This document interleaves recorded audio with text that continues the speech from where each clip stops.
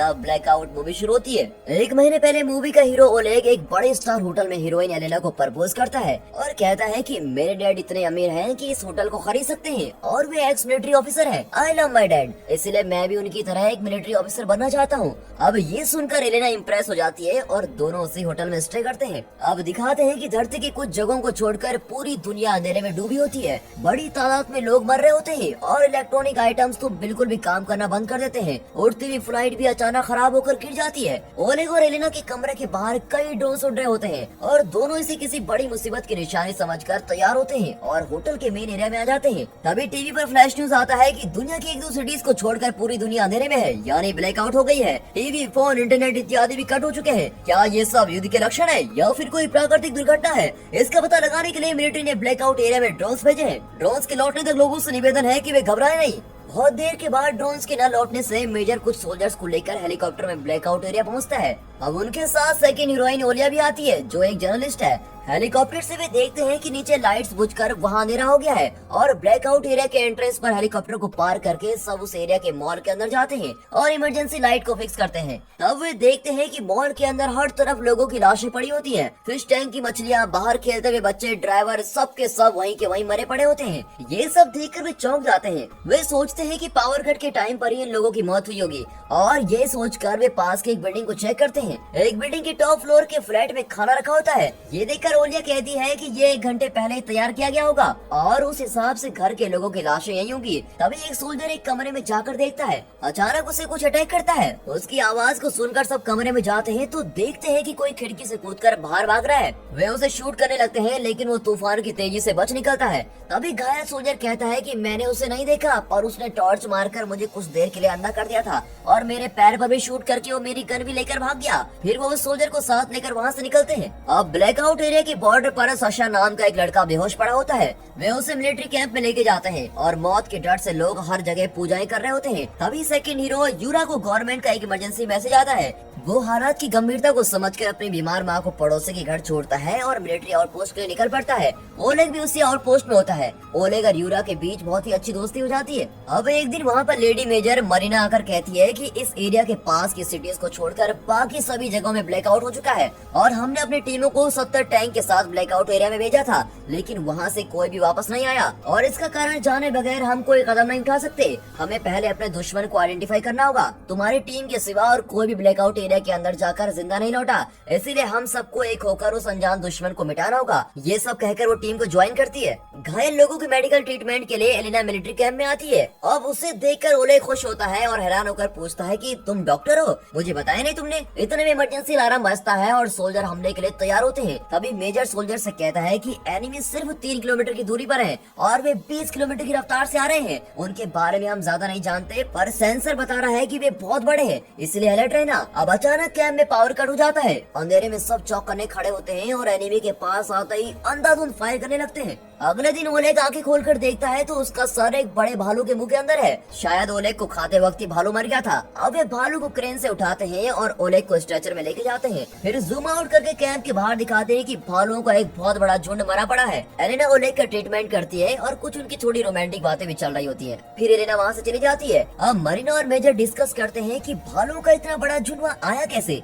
ये mind control करने वाली बात लगती है। इसके पीछे कौन है ये पता लगाना ही होगा। इतने में सशा सपने में किसी को देखकर चिल्लाता है और आंखें खोल पर उसके आगे एक आदमी होता है जो कहता है मेरा नाम ज़ेनिया है और मुझे इड ने तुम्हारे पास भेजा है। पहली वेव में दुनिया की सारी इलेक्ट्रॉनिक चीजें खराब हो गई थी और दूसरी वेव में सारे जीव जंतुओं ने खुद को खत्म कर लिया और अब इस तीसरी वेव में बाकी बचे जीवों को हथियार बना दिया गया है जिससे वे एक दूसरे को मार गिराएंगे। ये सब एक आदमी माइंड कंट्रोल के जरिए कर रहा है। सिर्फ तुम उसके बारे में बताकर तीसरी वेव को रोक सकते हो। तुम्हें इड की मदद करनी होगी। ये सुनकर सशा चिल्लाने लगता है और सोल्जर अंदर आ जाते हैं। वो सोल्जर से कहता है कि इसे अंदर क्यों भेजा, न जाने ये कौन है और क्या बकवास कर रहा है, मुझे बहुत डर लग रहा है। सोल्जर एक दूसरे को ताकते हैं और पूछते हैं तुम किसकी बात कर रहे हो, यहाँ तो कोई भी नहीं है। अब सशा चौंक कर ज़ेनिया को देखता है। तब ज़ेनिया कहता है कि मैं हॉस्पिटल के अंदर नहीं, तुम्हारे माइंड के अंदर आया हूँ। अटैक के टाइम पर तुम ब्लैकआउट एरिया के बॉर्डर क्रॉस कर चुके थे और इसीलिए जिंदा बच गए। तुम इट से मिलने के लिए तैयार है ना? और ये कहकर ज़ेनिया गायब हो जाता है। फिर डॉक्टर सशा को चेक करके कहता है कि ये सिर्फ तो तुम्हारा वहम था। फिर मेजर और कुछ सोल्जर सच्चाई का पता लगाने के लिए दिन के वक्त ब्लैकआउट एरिया में जाने का फैसला करते हैं और इसी बीच यूरा और ओलिया के बीच केमिस्ट्री शुरू हो जाती है। वे देखते हैं कि रास्ते में उनके बहे हुए टैंकर्स डैमेज हालत में पड़े होते हैं, उनमें से वेपन्स भी गायब होते हैं। मेजर एक गाड़ी पर चढ़कर देखता है तो पता चलता है कि सिटी की कई बिल्डिंग्स ट्विन टावर्स की तरह गिरी पड़ी होती हैं और ये देखकर तो मेजर चौंक ही जाता है। टीवी पर न्यूज चल रहा होता है कि तीसरी वेव शुरू हो चुकी है और लोगों से निवेदन है कि सभी सावधानी बरतें। ये सब सुनकर लोगों को लगता है कि दुनिया जल्दी खत्म होने वाली है और हर कोई अलग ही तरीके से रिएक्ट करने लगता है। इसके बाद सिटी में क्राइम रेट भी और बढ़ जाता है और गवर्नमेंट दुश्मन का और उसके मकसद का पता लगाने के लिए एक स्पेशल ऑपरेशन शुरू करती है। इसके तहत सोल्जर्स की कई टीमें ब्लैकआउट एरिया में अलग अलग दिशाओं में जाकर चेक करती है। लवर्स की भावनाओं को समझकर मूवी के डायरेक्टर ने यूरा और ओलिया को एक ही टीम में डाला होता है और इसी दौरान दोनों के बीच की केमिस्ट्री और भी बढ़ रही होती है। दूसरी और ओले की टीम का एक सोल्जर घायल हो जाता है, उसे ट्रीट करने एलेना आती है और ओले की टीम को ज्वाइन करती है। अब डायरेक्टर साहब बॉलीवुड में होते तो लव स्टोरी भी बढ़िया बनाते। अब चारों ओर अंधेरा होने लगता है। यूरा की टीम डिसाइड करती है कि रात को किसी सेफ जगह ठहरकर सुबह ऑपरेशन कंटिन्यू किया जाए। वे एक ऊंची बिल्डिंग के टॉप फ्लोर पर चले जाते हैं ताकि इमरजेंसी सिचुएशन में तुरंत टेरेस पर जाकर रस्सी से नीचे उतर सके। अगले दिन यूरा ओलिया को गले लगाता है और दोनों मिलकर ब्रेकफास्ट करते हैं। अब टीम का कैप्टन यूरा को खिड़की के बाहर नजर रखने को कहता है। यूरा जाकर खिड़की से देखता है तो सामने के फूड स्टोर को देखकर उसे शक होता है। वो ओलिया की कैमरे का फुटेज देखता है तो उसमें फूड स्टोर का दरवाजा बंद होता है, लेकिन अब दरवाजा खुला होता है।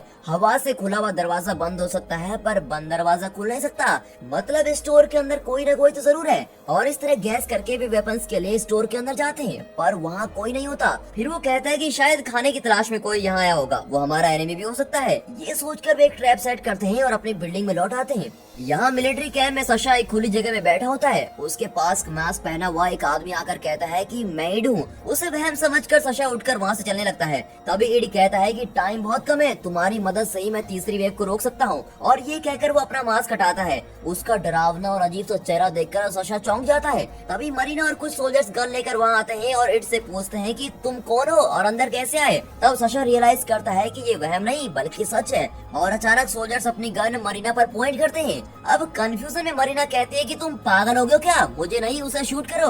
अब ये कहकर वो मुड़ती है तो देखती है कि वहाँ ईड की जगह पर वही खड़ी दिखती है। वो चौंक जाती है और समझ जाती है कि सोल्जर को उसकी जगह पर ईड और ईड की जगह पर वो दिख रही है, इसीलिए वे गन्स उसकी ओर पॉइंट कर रखे हैं। ईड कहता है ये मेरी सुपर पावर का एक छोटा सा सैंपल है, मैं चाहूँ तो तुम्हें अभी खत्म कर सकता हूँ, पर वो मेरा मकसद नहीं है। मैं तुमसे कुछ बातें करना चाहता हूँ। अब और कोई रास्ता न पाकर मरीना उसकी बात सुनने लगती है। धीरे धीरे अंधेरा होता है और तब यूरा की टीम फूड स्टोर में कुछ हिलता हुआ देखती है। सोल्जर उसे चेक करने जाते हैं। ओलिया पूछती है मैं क्या कुछ मदद करूं? यूरा उसे पर्पल और रेड कलर की दो छोटी मिसाइल देकर कहता है अगर हम प्रॉब्लम में फंस गए तो पर्पल मिसाइल लॉन्च करना और तुरंत हमें मिलिट्री कैंप से मदद मिलेगी, और रेड मिसाइल से वे समझ जाएंगे कि अब कोई नहीं बचा सकता और हम ऑलमोस्ट खत्म हो चुके हैं। Be careful and take care. ये कहकर वो सोल्जर्स को लेकर चला जाता है, पर ओलिया यूरा को अकेले नहीं भेजना चाहती, इसलिए वो भी साथ चली जाती है। फिर वो उस स्टोर के अंदर एक छोटा सा बॉम्ब फेंकते हैं और बॉम्ब के फटते ही अंदर जाते हैं। वहाँ एक टीनेज का लड़का घायल होता है और इन्हें अपनी गलती का एहसास होते ही वे उस लड़के को अपनी बिल्डिंग में लेकर ट्रीटमेंट करते हैं। यहाँ मरीना ईड से पूछती है तुम कौन हो? इंसान जैसे तो तुम लगते नहीं। ईड कहता है मैं दूसरे सोलर सिस्टम का एलियन हूँ और 2 लाख साल ट्रैवल करने के बाद यहाँ पर पहुँचा हूँ। मेरा प्लेनेट जल्दी खत्म होने वाला है और वहाँ के लोगों को एक नए प्लेनेट की जरूरत है। हमारा और धरती के लोगों का डीएनए लगभग सेम है, इसीलिए हमने धरती को अपना प्लेनेट चुना है और यहाँ की सभी जीव जंतुओं को मिटाकर धरती पर कब्जा करना ही हमारा प्लान है। 1 महीने पहले मैंने एक रेडिएशन भेजकर धरती में ब्लैकआउट किया था, लेकिन कुछ जगहों पर उस वक्त चांदनी थी और वहाँ मेरा रेडिएशन काम नहीं किया, इसीलिए तुम लोग बच गए। मैंने सोचा था कि अकेले मैं ही अपने प्लेनेट से यहाँ पर आया हूँ, लेकिन मुझे पता चला है कि मेरे प्लेनेट से रा नाम का एक एलियन भी यहाँ पर आया है और उसी ने यहाँ के जीव जंतुओं का माइंड कंट्रोल किया है और उन्हें अपना गुलाम बना रखा है। और 1 ही महीने में उसने आपकी सारी वेपन्स चुराकर तीसरी वेव शुरू कर दी है। सिर्फ सशा ने उसको देखा है और उसकी मदद से रा को खत्म करके तीसरी वेव को रोक सकते हैं। मैं तुम लोगों को नहीं मानना चाहता और मुझे अपना दोस्त समझो, लेकिन मेरे प्लेनेट से लाखों एलियंस धरती पर आने वाले हैं और आप लोगों की सेफ्टी के लिए रा को खत्म करना होगा।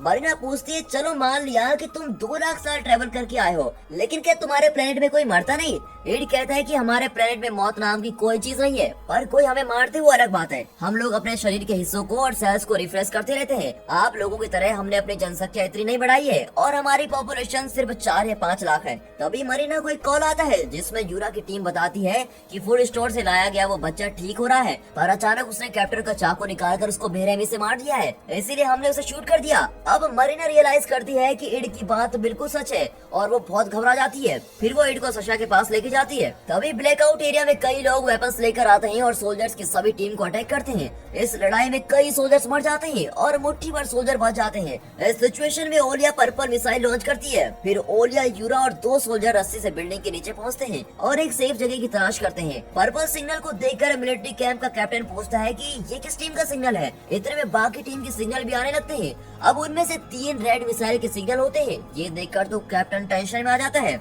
इसी बीच इड सशा का माइंड कंट्रोल करके रा का लोकेशन पता लगाता है। सशा आंखें बंद करके एक बिल्डिंग का स्केच बनाता है जहाँ रा मौजूद होता है। अब अचानक सशा को लगता है कि रा उसको देख रहा है और वो चौंक कर आंखें खोलता है। तभी वहाँ ज़ेनिया भी दिखाई देता है। अब इड, मेजर, मरीना, ज़ेनिया और कुछ सोल्जर्स 3 टैंकर लेके वहाँ से बिल्डिंग की ओर बढ़ते हैं। रास्ते में मरीना रियलाइज करती है कि सशा उनके साथ नहीं आया। तब इड कहता है कि सशा को वहाँ ले जाना ठीक नहीं है। मरीना गुस्सा होकर टैंकर रुकवा देती है और नीचे उतरकर वापस जाने की जिद करती है। तभी उनके ऊपर से कई मिसाइल जाकर मिलिट्री आउटपोस्ट को ब्लास्ट कर देती है। अब मरीना को और गुस्सा आता है और वो इड पर गन पॉइंट करती है, पर इड कैजुअली कहता है कि अगर सशा हमारे साथ होता तो मिसाइल हम पे अटैक करते। जिस तरह सशा के द्वारा हमने रा को देखा है उसी तरह रा ने भी सशा के द्वारा हमको देख लिया है और अब रा सोच रहा होगा कि उसने सशा के साथ मुझे भी खत्म कर लिया है। अब हमें जल्द से जल्द रा का पता लगाना होगा। अगर तुम मेरे प्लेनेट के एलियंस को जीतना चाहते हो तो ये कुर्बानी बहुत जरूरी है। और अब बेबस होकर मरीना और सोल्जर्स अपना सफर कंटिन्यू करते हैं। यूरा, ओलिया और 2 सोल्जर एक बिल्डिंग के सामने से गुजरते हैं तो एक फैमिली बैठी होती है। यूरा की टीम उन्हें शूट कर देती है। उस फैमिली की एक औरत को गोली लग जाती है और वो चीखने लगती है। ओलिया उसे कैमरे में रिकॉर्ड करती है। यूरा ओलिया को रोक कर एक और लेके जाता है। ओलिया कहती है कि हमें उस औरत की जान बचानी चाहिए थी। यूरा कहता है, फूड स्टोर के लड़के को तुम भूल गए क्या? वो भी तो नॉर्मल सा दिख रहा था, पर अचानक उसने कैप्टन का खून कर दिया। ये लोग भी नॉर्मल दिखते हैं पर असल में नॉर्मल नहीं है। उनकी बातों के बीच उन्हें कुछ लोग अटैक करते हैं जिसमें बाकी सोल्जर्स मर जाते हैं। यूरा और ओलिया बचकर ओलेग की टीम के पास जाकर पहुंच जाते हैं। वहाँ ओलेग, एलिना और कुछ सोल्जर जिंदा बचे होते हैं। तभी वहाँ मेजर को आते देख वे थोड़ा रिलैक्स हो जाते हैं कि चलो मेजर हमारी मदद के लिए तो आए। मेजर बताता है कि वो मदद के लिए नहीं बल्कि रा नाम के एलियन को खत्म करने के लिए निकला है। हमारा मिलिट्री आउटपोस्ट पूरी तरह मिट चुका है और अब हमारे पास जाने की कोई जगह नहीं है, इसीलिए उस रा को ढूंढकर उसको मार डालना ही सही होगा। हमारे पास और कोई रास्ता बचा भी नहीं है। ये कहकर वो सबको उस बिल्डिंग की ओर लेके जाता है। वे उस बिल्डिंग के पास पहुंचते हैं तो कई लोग वेपन्स के साथ अटैक करने के लिए तैयार खड़े होते हैं। इतने में बिल्डिंग से एक आदमी उनके टैंकर पर कूदता है और टैंकर फट जाता है और अब बिना टाइम वेस्ट किए उन लोगों को अपने बाकी टैंकर्स के नीचे कुचलते हुए बिल्डिंग के पास जाते हैं। लेकिन वो लोग फिर भी अटैक करते हैं और कुछ लोग ऊपर से कूदकर इन्हें अटैक करते हैं। अब उनका दूसरा टैंकर भी फट जाता है। इतने में बचा हुआ एक टैंकर रा की बिल्डिंग में जाकर खड़ा होता है और बिल्डिंग में सभी को शूट करते हुए ओलेग और यूरा की टीम नीचे उतरती है। तब इड, यूरा और एक सोल्जर को लेकर ऊपर चढ़ने लगता है और बाकी लोग एंट्रेंस पर खड़े होकर शूटिंग जारी रखते हैं। ऊपर चढ़ते हुए उन्हें कई लोग अटैक करते हैं और एक सोल्जर्स भी मारा जाता है। यूरा और इड बचकर ऊपर जाते हैं। वहाँ पहुंचकर इड यूरा को इशारा करता है और यूरा रा को अटैक करने जाता है, पर रा उसे धक्का दे देता है और यूरा टेरेस के एज पर लटक रहा होता है। बिल्डिंग के नीचे हजारों लोग ट्रक्स में आते हैं और गेट तोड़कर अंदर आ रहे होते हैं। वे सब रा को खत्म करना चाहते हैं। ऊपर रा और इड के बीच घमासान लड़ाई चलती है और लड़ाई के बीच इड रा के पेट से एक डिस्क जैसी चीज निकालकर तोड़ता है और तभी यूरा उसके पेट में एक बॉम्ब फिक्स करके दूर भागता है और रा वहीं फटकर मर जाता है और उसके आदमी भी अचानक नीचे गिरकर मरने लगते हैं। इसी बीच ओलेग, एलिना, ओलिया, मरीना और जेनिया टेरेस पे पहुंच जाते हैं।